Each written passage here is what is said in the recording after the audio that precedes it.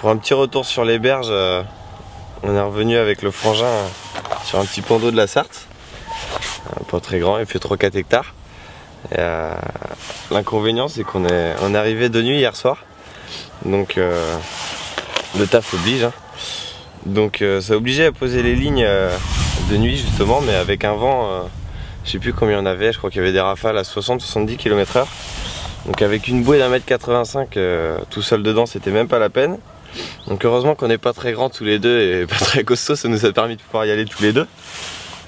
On a posé un petit peu en vitesse, mais du coup ça n'a rien donné.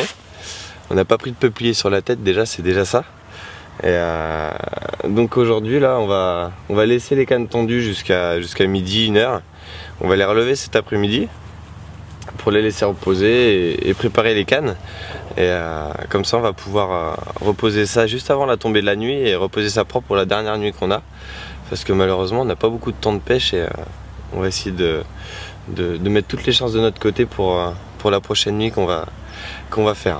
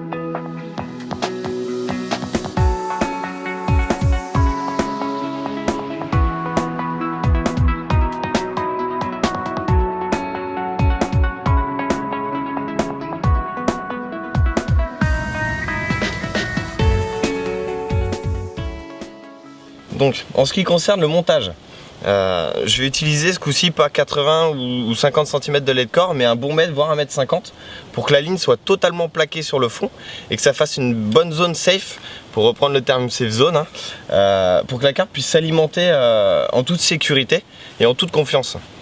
À celui-ci j'ajoute, en fait, au lieu d'y ajouter un clip plomb standard, j'y ajoute un clip plomb hybride qui, celui-ci, est totalement fixe sur la ligne, hein.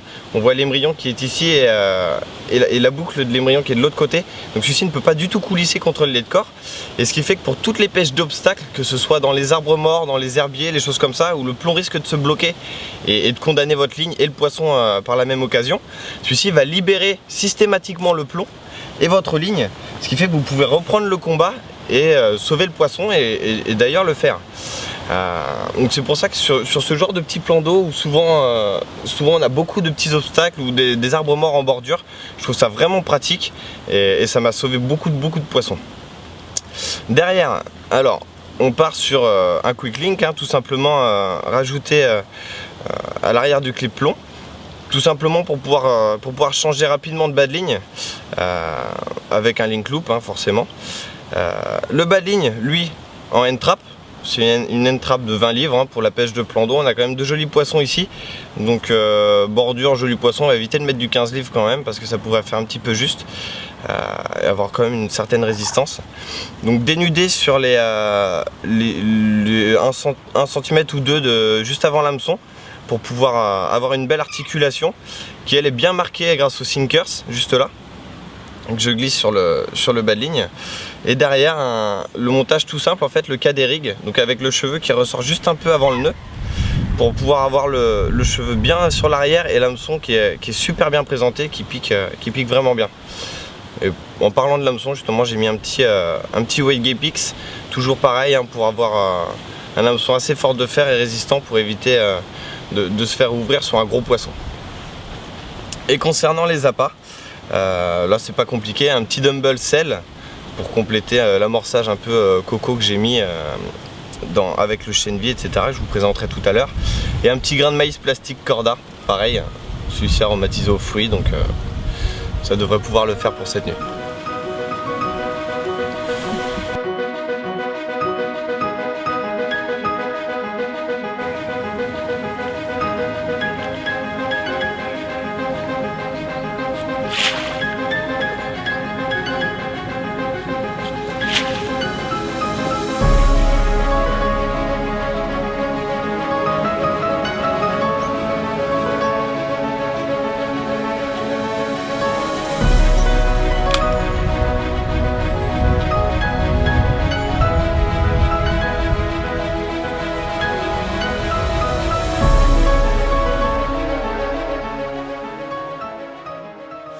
Donc en ce qui concerne l'amorçage, on va pas aller chercher loin, on part toujours sur la même base, surtout qu'en plus on se rapproche d'une période vraiment hivernale, donc bon, ça sert à rien d'amorcer comme une brute.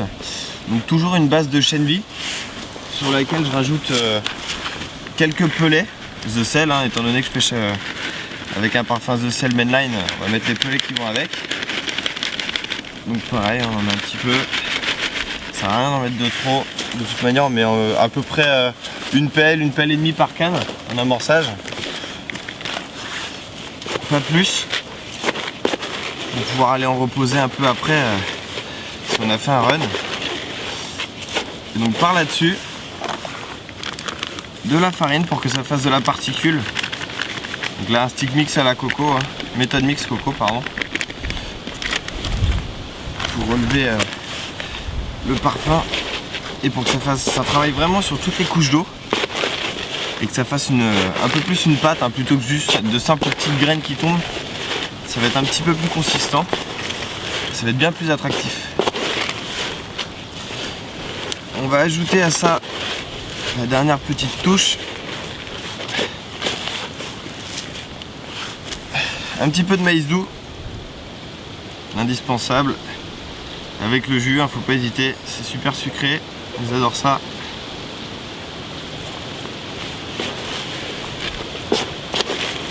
On mélange tout. Donc ça fait vraiment quelques petites taches jaunes là, donc sur tout un lit de chènevis totalement noir. Donc avec le petit maïs plastique Corda qu'on a sur le cheveu, c'est vraiment noyé dans la masse et ça pêche vraiment super bien. Donc voilà, un petit amorçage très simple mais qui fonctionne super bien sur n'importe quel type d'eau.